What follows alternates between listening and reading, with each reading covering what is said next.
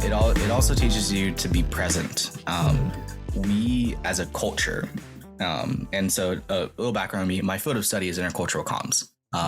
So I work in the film industry, I work in art, but my field of study and what I do as a student is intercultural communications. It's the intersection between culture and how cultures interact, and how we communicate and how we talk. And so we as a culture, as the American culture, as sort of Western ideology, things like that, we struggle with the concept of presentness and being present in feelings. And when I work with students around mental health, for example, I tell a lot of students and teachers that anxiety and depression and the feelings related to them are based normally in two very distinct moments in time. They are either past tense or future tense. We are worried about the past and the things that have happened to us and our fears and insecurities about what has happened in our past. My distrust for people is because I got cheated on early on in my life and things like that. So we think in the past, or we fear the future. We fear the idea of growing up and having to pay taxes and what does it mean? What am I doing with my life? How, can I make this a career? We fear, and there's a lot of anxiety tied with that. The place that we see the least amount of anxiety and depression and the feelings related to them is present, is within the present. And so I tell people is that when you're able to find ways to hone in on being more present and forget the past and the future, you can live a lot more life of openness and breathing and understanding. And I think that's the beauty of journaling, is that it forces you to sit in, I am here right now, and here's how I feel. And I think that's just the really important part, is because we think in so many different areas of time, we run from the idea of being where we are, and being here with what we feel and here with our emotions. And so that's why I talk into the void, right? Is I sit for 45, 30 minutes and just sort of talk, and here's how I'm doing. We're never told how to do that. We're never taught how to do that. And it's really awful.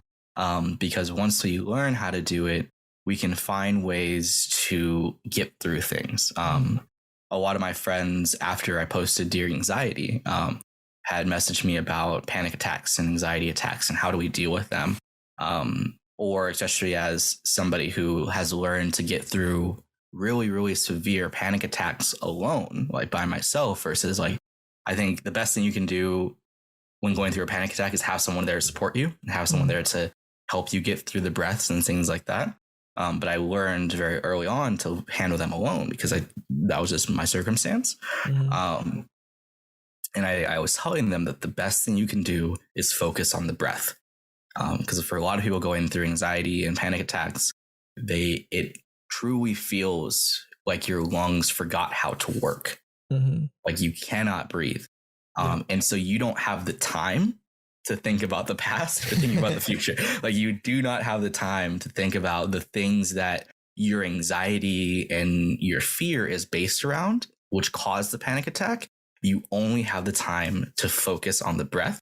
And so that's what I tell them is when you're going through all that, stop thinking about everything else. Focus on the breath. It's in and it's out. It's in and it's out.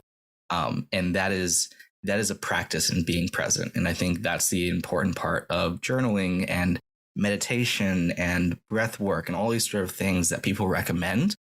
We have this really bad stigma to them because we think of when I say meditation to somebody, they think like cross-legged and versus it can literally be just stop, sit and stop for a second and breathe. Stop worrying about the past. Stop thinking of the future. You are here in a moment that is fleeting. Be here for a second. And so I think presence is a really impactful thing. And I love journaling because it forces you to do that. Yeah, it's really important to stay present. And you think sometimes of the future, and you have the thoughts of past and present. Everybody does.